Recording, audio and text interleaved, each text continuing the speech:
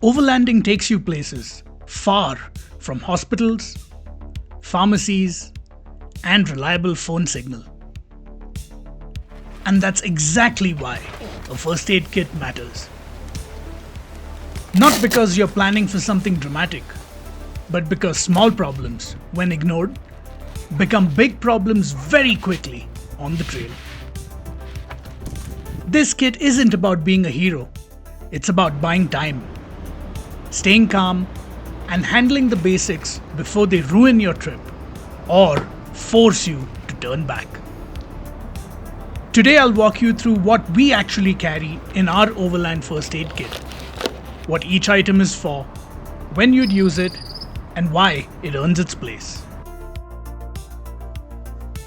Before we talk about the gear, there are 3 rules that matter more than anything else inside the bag. First, if you don't know how to use it, don't carry it. Complex gear creates hesitation, and hesitation creates mistakes.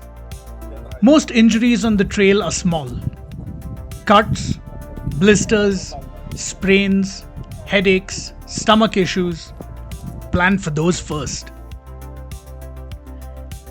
And third, the goal is stabilization, not treatment.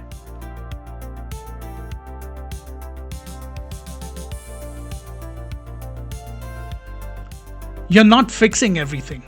You're stopping bleeding, managing pain, and staying mobile until help is available. That's it. Simple, practical, and effective. Let's start with the most common category, cuts and wounds.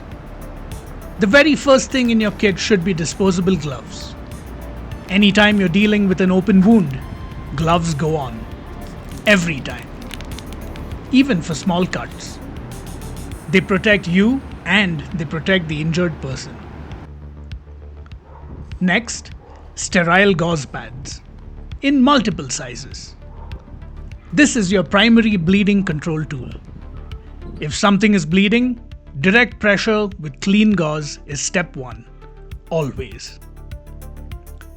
For smaller injuries, adhesive bandages handle most everyday trail problems.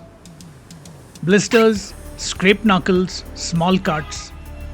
These are by far the most common injuries while camping and hiking.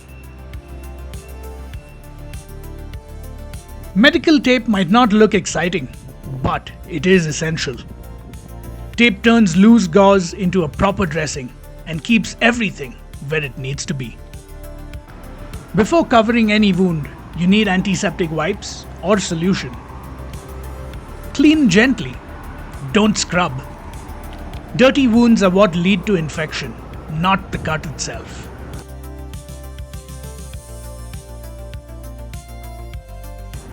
Next up, the issues that don't look serious but absolutely affect your trip. Basic pain relief like ibuprofen and paracetamol covers headaches, muscle pain, inflammation, and sore joints. Long drives, cold nights, bad posture, and uneven terrain add up fast. Antihistamines are another must-have. Allergic reactions can come from insects, plants, food, or the environment itself, especially when traveling to new regions. Antidiarrheal medication might not be glamorous, but it's critical. Stomach issues end more trips than mechanical failures. This one earns its spot. And finally, rehydration salts or electrolytes. They're important in hot climates, but also at altitude, where dehydration sneaks up fast. If someone feels weak, dizzy, or unusually tired, hydration matters. This section covers movement. Because if you can't move comfortably, the trip changes instantly. An elastic bandage or compression wrap is essential for sprains and swollen joints. Ankles and wrists take a beating on uneven ground, especially around camp. Instead of ice packs, we carry a Reli spray. It's fast, easy to use, and great for reducing muscle soreness, minor joint pain, and swelling when you're on the move. Cold first, compression second, simple and effective. And if you don't have a Reli spray, reach into your fridge or cooler and grab a nice cold can and hold it against the part that's hurting.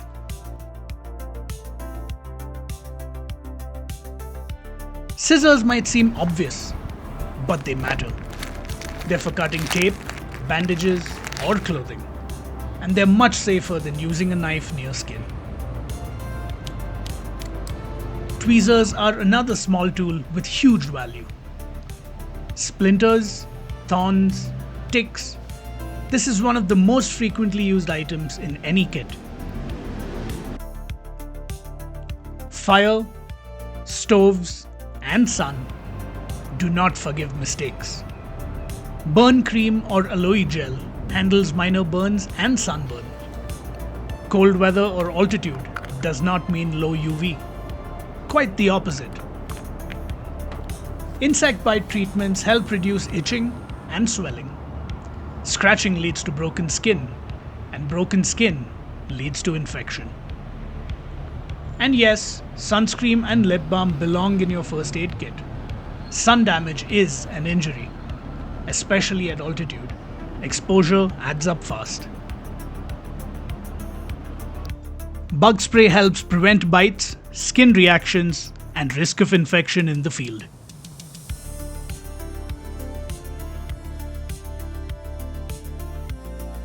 Every kit should include personal medications, and more than you think you'll need. Trips get delayed, routes change, weather happens. Carry emergency contact information that is not digital. Phones die, paper doesn't.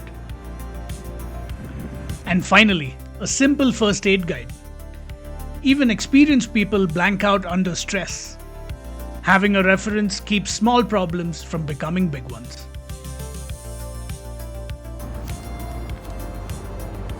Labeling items in your first aid kit saves time under stress, helps anyone find the right supply quickly, and prevents small injuries from becoming bigger problems.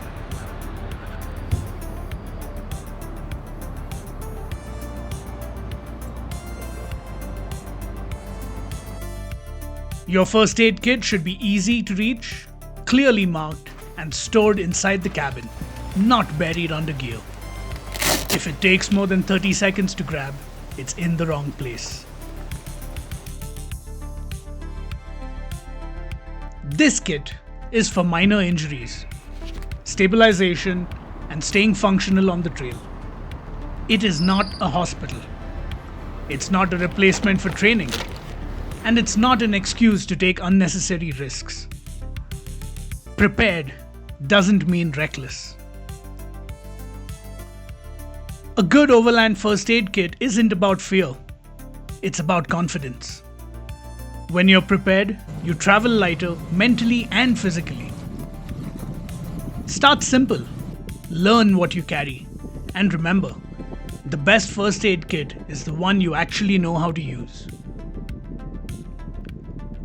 Let me know in the comments what's one item you always carry. And subscribe for more overland therapy. I'll see you on the road or off it.